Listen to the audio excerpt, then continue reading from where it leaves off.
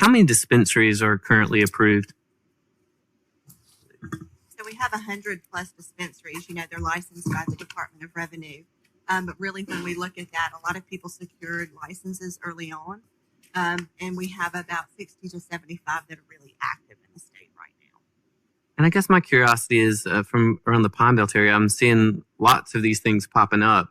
And when you look at, as Governor Hosemann was asking, the number of enrolled patients, which is 0.85% of the population, I think at some of the hearings we attended, some of those estimates were going to be 5-10% of the population, like in Oklahoma.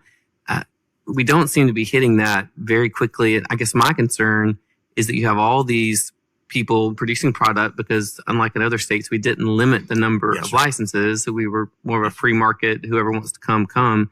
And then we have all these dispensaries also, which are many locally owned, by Mississippians popping up all over the place. You said in your comments that you saw some tension potentially building in the industry. I mean, what does that look like? Is that like a lot of these dispensaries aren't going to have enough patients to support them and make money, and so they're going to open up quickly and then all shut down? I think the landscape will look very different a year from now. What we're hearing is, a lot of stress within the sector. I don't think anybody's making much money right now, but there are those who anticipated that and were financed to get through 5 years.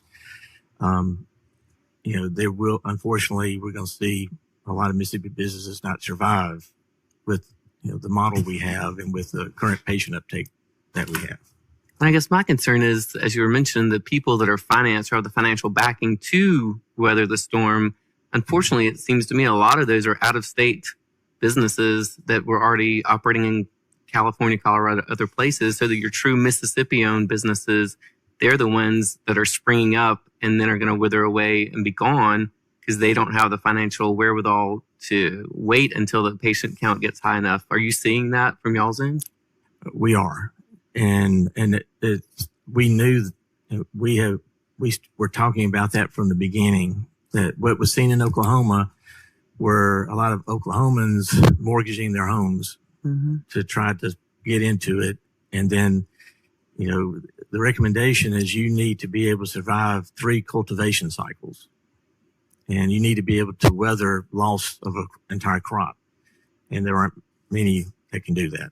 So at the end of the day, if we don't change the way we're doing the legislation potentially, do you foresee only out-of-state companies largely being able to survive and all the Mississippi-based ones, going bankrupt? Unless there's some consolidation.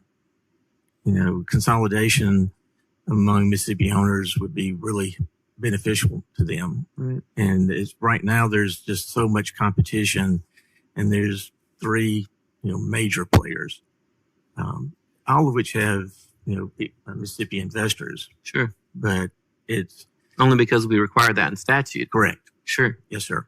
Well, any recommendations you all can come up with? I know this is all brand new to all of us, and I think we're all trying to do the very best we can, but I certainly don't think our intent was to, advantage out-of-state businesses at the expense of Mississippi-owned businesses. And I'm afraid unintentionally, maybe that's how this is playing out. Yes, sir. It's happening in the testing sector as well. And basically, there were just those who were poised and waiting and were able to enter the market quickly, who were well-financed, who were ahead of everybody. And, I guess the decision would be up to y'all if we need to look at changing the model, or because I don't know of another state that's utterly free market. Most everybody, has significant controls on numbers of licensees. And unfortunately, what I'm seeing from people I'm talking with is the Mississippi-owned ones crop up, they go out of business quickly, and then these other folks come and enrich themselves by basically buying the equipment that has already been purchased at full price for pennies on the dollar. And basically, the Mississippi-based companies lose twice. And they go out of business at a huge loss and don't really make any of their money back up as they're having to resell it to other companies for pennies on the dollar. Yes, sir. Certainly, that was not our intent, but I'm afraid that may be how some of this is playing out. And then I'll share with you that the only other option for survivability is to expand the market. This is industry, not us, but is to expand the market. So I think you'll be under some significant pressure to do that. And then y'all just have to decide. To make it recreational, in other words. I'll just say expand the market. Yes, sir. I don't know how else you could expand it legally. Well, the other thing is we're under a lot of pressure to expand diagnoses, and I mean, just everything. And I understand where it's coming from, and I'm sympathetic to it. Sure. But I'm having to follow y'all's lead.